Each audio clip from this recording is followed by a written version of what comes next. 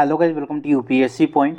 आज के इस वीडियो में हम मौर्यकालीन प्रशासन को पढ़ेंगे और इसे हम 6 बिंदुओं के आधार पर कवर करेंगे। जैसे मौर्यकालीन कर प्रणाली, इसमें हम जानेंगे कि भाई मौर्य काल में कितने प्रकार के कर हुआ करते थे और उनके नाम क्या थे। 18 तीर्थ अधिकारी कौन कौन से थे। विभागीय अध्यक्षों को समझेंगे और वो किस विभाग से संबंधित थे, इस पर भी चर्चा करेंगे। इसके बाद में मौर्य काल में कौन कौन सी मुद्राएं चलती थी, जैसे सोने और चांदी के सिक्कों को क्या कहा जाता था। इसके बाद में प्रमुख व्यापारिक संगठन भी मौर्य काल के प्रशासन का ही हिस्सा माने जाते हैं, उन्हें भी पढ़ना होगा। और अंत में कुछ अतिरिक्त बिंदुओं को हम जानेंगे, जैसे राज्य की सबसे बड़ी और छोटी इकाइयाँ कौन कौन सी थी। गुप्तचर व्यवस्था के बारे में यहाँ पर हम चर्चा करेंगे।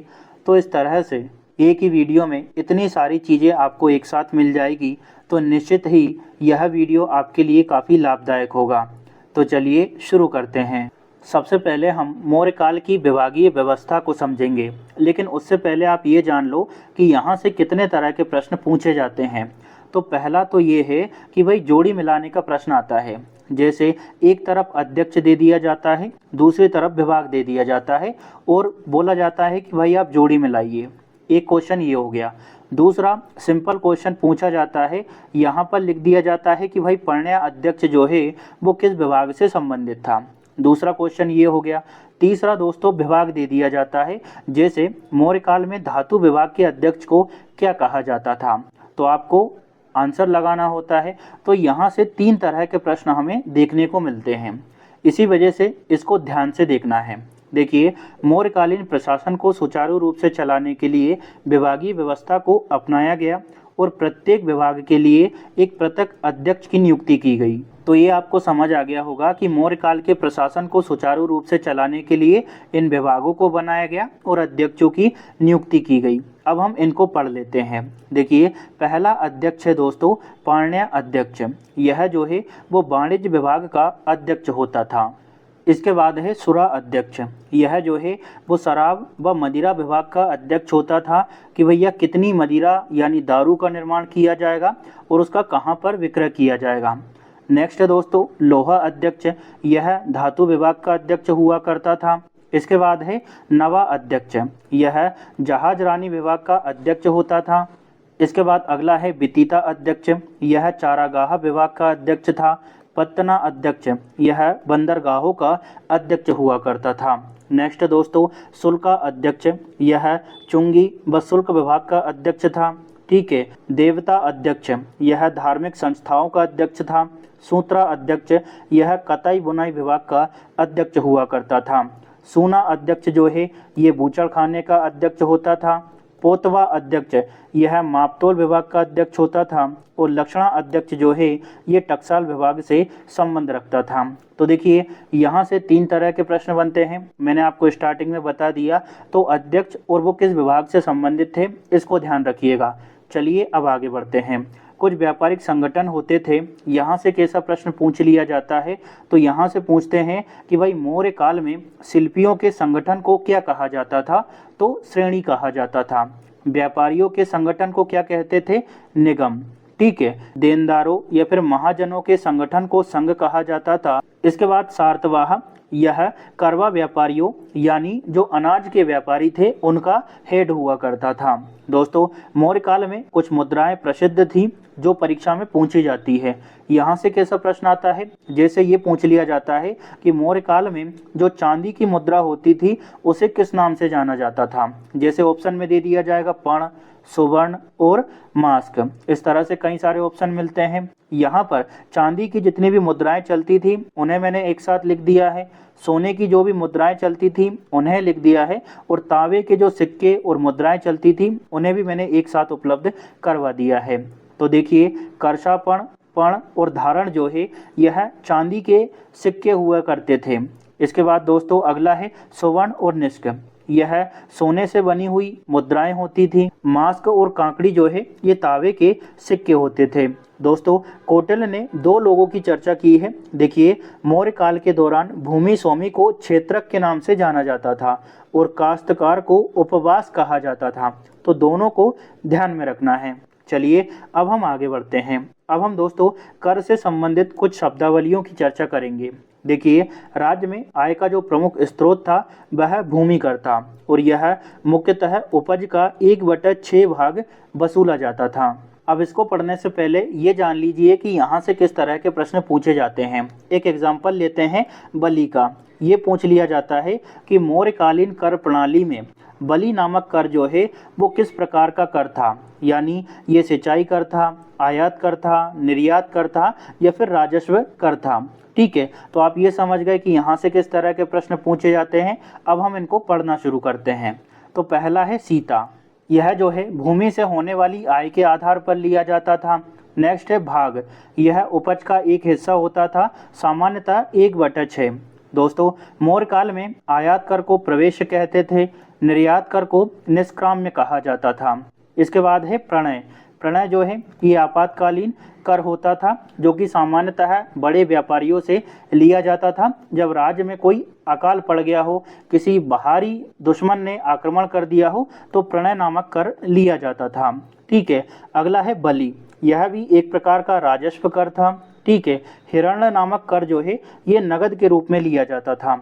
सेतुबंध नामक कर जो है ये राज्य की ओर से सिंचाई के प्रबंधन को करने के लिए लिया जाता था। अब अगला है बिष्टी। बिष्टी जो है दोस्तों ये प्रत्यक्ष कर नहीं था, ये एक प्रकार का अप्रत्यक्ष कर था और ये निःशुल्क श्रम और बेगार के रूप में वसूला जाता था। ठीक है, तो उम्मीद करता हूँ कि मौर्य काल की जो कर प्रणाली थी वो आप अच्छे से समझ गए होंगे। चलिए अब हम आगे बढ़ते हैं।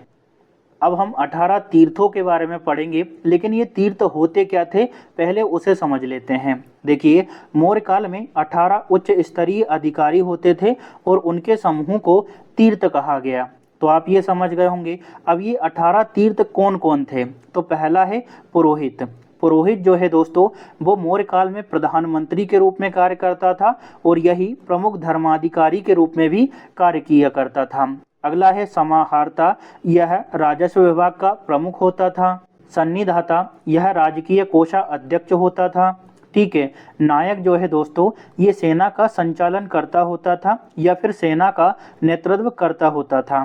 दोस्तों, ये वाला प्रश्न कई बार पूछा गया है कि मौर्य काल के दौरान दीवानी न्यायालय के प्रमुख न्यायाधीश को किस नाम से जाना जाता था? तो ये है व्यावहारिक। इसे अच्छे से याद रखना है। व्यावहारिक कौन था भैया? दीवानी न्यायालय का प्रमुख न्यायाधीश। अगला है प्रदेष्टा। दोस्तों, फौजदारी न्यायालय के न्यायाधीश को प्रदेष्टा के नाम से जाना जाता था। युवराज जो है ये राजा का उत्तराधिकारी हुआ करता था। इसके बाद अगला है कर्मांतिक, यह उद्योगों एवं कारखानों का प्रधान निरीक्षक होता था। चलिए अब हम आगे बढ़ते हैं। अगला है दोस्तों नवा दंडपाल। दोस्तों, सेना की सामग्री जुटाने वाले प्रमुख अधिकारी को दंडपाल के नाम से जाना जाता था। नागरक जो है ये नगर का प्रमुख अधिकारी होता था।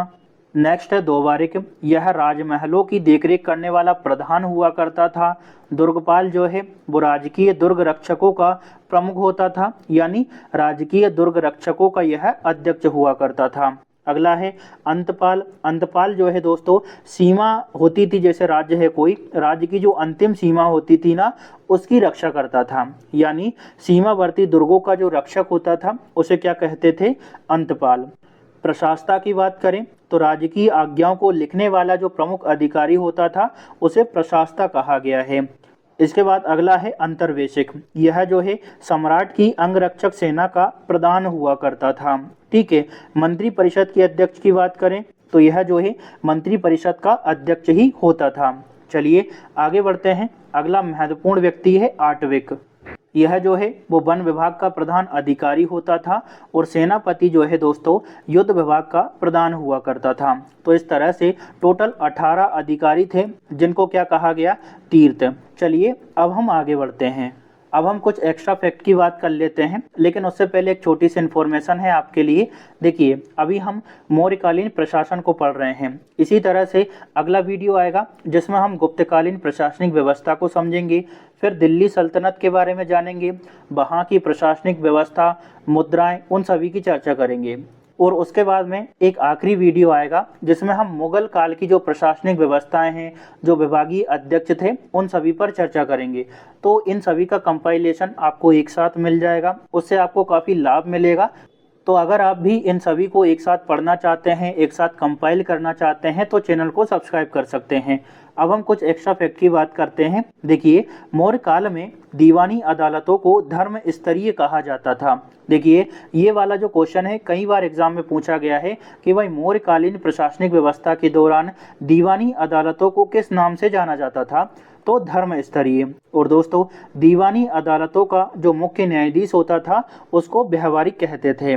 इसके बाद अगला पॉइंट है, फौजदारी अदालतों को कंटक शोधन कहा जाता था और इसका जो प्रमुख होता था, यानी जो फौजदारी अदालतों का मुख्य न्यायाधीश होता था, वो प्रदेष्टा कहलाता था। तो ये आपको अच्छे से समझ आ गया होगा। अगला पॉइंट है दोस्तों, मौर्य काल में गुप्तचर विभाग का जो प्रमुख होता था वो महामात्या सर्प कहलाता था। तो ये भी क्वेश्चन कई बार पूछा गया है। और गुप्तचरों को गूढ़ पुरुष कहते थे। ठीक है। इसके बाद अगला पॉइंट है दोस्तों, देखिए, अर्थशास्त्र में दो प्रकार के गुप्तचरों का वर्णन किया गया है। एक था संस्था और दूसरा है संचरा। देखिए दोस्तों, जो संगठित होकर कार्य करते थे ना, उन गुप्तचरों को कहा जाता था संस्था। और जो गुप्तचर घुमक्कड़ होते थे, यानी घूम घूम कर अलग अलग राज्यों में जाकर सूचना इकट्ठा करते थे, उनको संचरा कहा जाता था। तो दोनों के नाम आपको अच्छे से याद रखना है कि भाई संस्था किसको कहा जाता था और संचरा किस प्रकार के गुप्तचरों को कहा जाता था। दोस्तों, मौर्य काल की जो प्रशासनिक इकाइयां हैं, तो इसमें सबसे छोटी इकाई ग्राम थी, जिसका मुखिया ग्रामिक कहलाता था। ठीक है, तो ये समझ आ गया होगा। अगला है दोस्तों, प्रशासकों में सबसे छोटा अधिकारी गोप था, जो कि 10 गांवों के प्रशासन को संभालता था। जैसे मौर्य काल में कई सारे उच्च अधिकारी होते थे, कई सारे प्रशासनिक अधिकारी होते थे, तो सबसे छोटा अधिकारी कौन था? गोप, जो कि 10 गांवों के शासन को संभालता था। तो उम्मीद करता हूँ ये भी आपको अच्छे से समझ आ गया होगा। दोस्तों, अगली वीडियो में हम गुप्तकालीन प्रशासनिक व्यवस्था को समझेंगे। इसके बाद में सल्तनत काल और फिर मुगल कालीन प्रशासनिक व्यवस्था की भी हम चर्चा करेंगे। इसी तरह से सारा कंपाइलेशन आपको मिल जाएगा। दोस्तों, इसका जो PDF है आपको RTI एप्लीकेशन और टेलीग्राम दोनों जगह पर उपलब्ध हो जाएगा, तो वहाँ से डाउनलोड करके आप रिविज़न कर सकते हैं। आशा करता हूं कि आज की मेहनत आपको पसंद आई होगी। अगर वीडियो अच्छी लगी हो तो लाइक, शेयर और सब्सक्राइब जरूर करें। Thank you.